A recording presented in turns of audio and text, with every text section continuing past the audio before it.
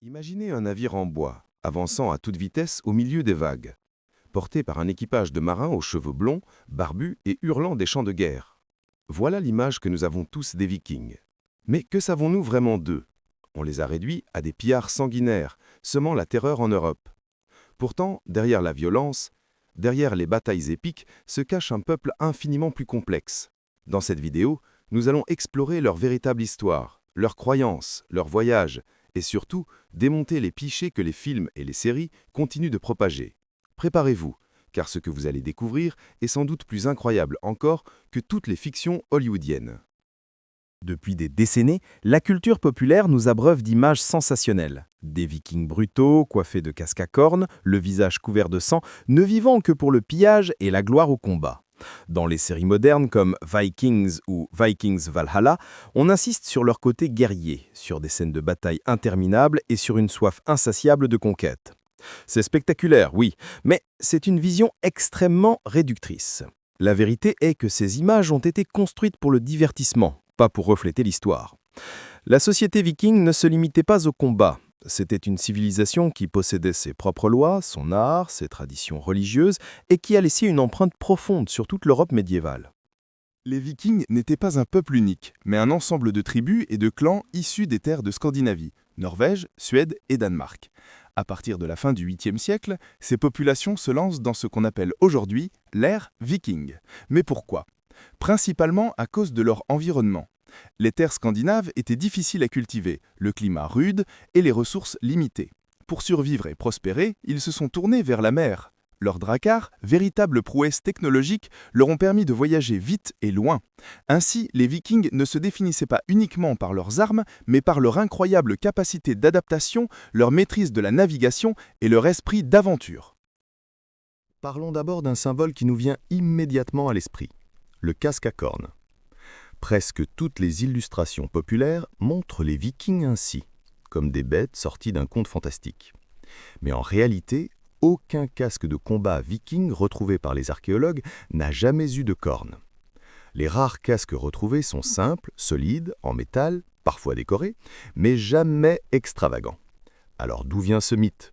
Du 19e siècle, quand les artistes et les metteurs en scène d'opéra germanique, notamment ceux inspirés par Richard Wagner, ont décidé d'ajouter des cornes pour accentuer le côté sauvage et dramatique.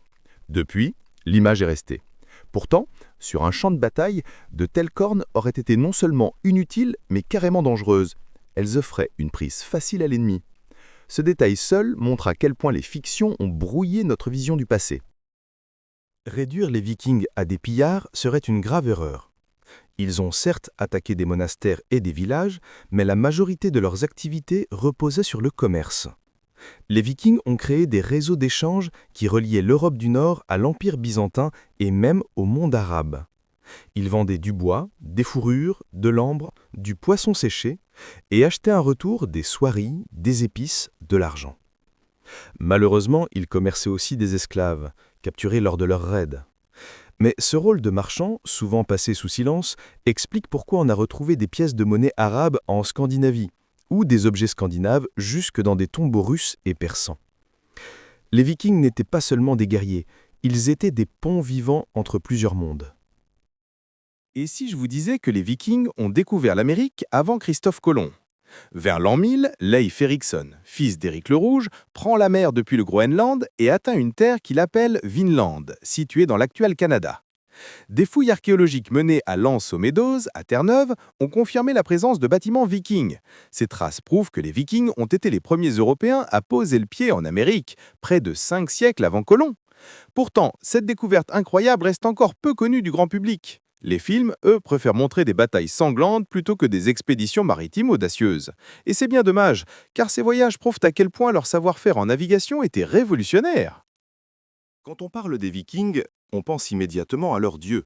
Odin, le sage borgne qui se sacrifia pour acquérir la connaissance, Thor, le dieu du tonnerre armé de son marteau Mjolnir, ou encore Freya, déesse de l'amour et de la fertilité.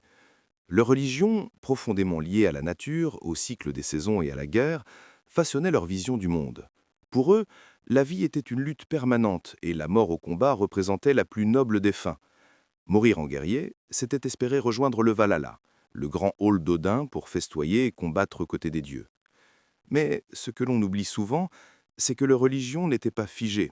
Elle évoluait, se mélangeait aux croyances locales lorsqu'ils colonisaient de nouvelles terres. Certains vikings adoptèrent même le christianisme, parfois par opportunisme politique, parfois par conviction réelle. Cette dualité entre fidélité aux anciens dieux et adaptation à une nouvelle foi a profondément marqué leur société. Elle explique aussi pourquoi, au fil des siècles, leur culture a fusionné avec celle des peuples conquis, laissant un héritage spirituel complexe et fascinant. Contrairement à l'image que nous avons du Moyen-Âge européen, les femmes vikings jouissaient de droits et de libertés étonnants pour leur époque. Elles pouvaient hériter, divorcer et gérer leurs propres biens. Lorsqu'un homme partait en expédition, c'était souvent la femme qui prenait la tête du foyer, dirigeait les affaires et administrait la ferme. Certaines sagas racontent même l'existence de femmes guerrières, appelées skaldmöl, qui combattaient aux côtés des hommes. Si leur existence historique reste débattue, des découvertes archéologiques récentes semblent confirmer que certaines tombes de guerriers appartenaient en réalité à des femmes. Ce rôle central des femmes dans la société viking est un élément qui surprend encore aujourd'hui. Dans une Europe médiévale largement patriarcale, les Scandinaves avaient une approche plus équilibrée, dans laquelle la femme pouvait être à la fois gardienne du foyer, gestionnaire et parfois combattante. Un héritage qui inspire encore notre imaginaire moderne. Les batailles vikings étaient redoutables, mais pas pour les raisons que l'on croit. Contrairement aux clichés de guerriers désordonnés, ivres de rage, les vikings étaient des stratèges militaires. Leur formation, la plus célèbre, était le mur de bouclier, un alignement compact de guerriers protégeant leurs camarades, avançant comme une seule entité. Derrière cette technique se cachait une discipline militaire impressionnante. Leur maîtrise des dracars leur permettait aussi de frapper vite et fort, débarquant par surprise sur des côtes mal défendues, puis disparaissant avant même que l'ennemi ne puisse réagir. Mais les Vikings n'étaient pas invincibles. Face aux grandes armées organisées, ils devaient parfois battre en retraite. Leur force résidait moins dans la supériorité brute que dans l'effet de surprise, la mobilité et l'utilisation intelligente du terrain. C'est cette approche pragmatique et efficace qui leur a permis de semer la terreur en Europe pendant près de 3 siècles. Aujourd'hui encore, l'héritage des Vikings est partout autour de nous. Dans notre langue d'abord, des mots anglais comme sky, egg ou knife viennent directement du vieux norrois. En français, des toponymes en Normandie comme Honfleur, Dieppe ou Harfleur témoignent de leur installation durable.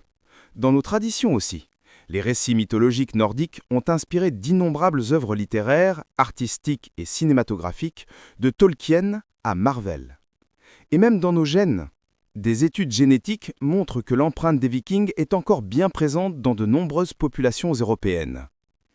Ils ont marqué la politique en fondant des royaumes durables comme la Normandie, qui jouera un rôle majeur dans l'histoire de France et d'Angleterre.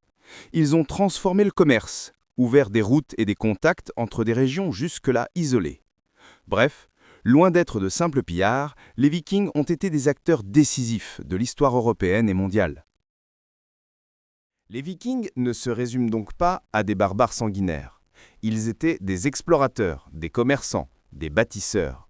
Et leur histoire continue de nous fasciner. Alors, la prochaine fois que vous regarderez une série ou un film sur eux, souvenez-vous, la réalité est encore plus incroyable que la fiction.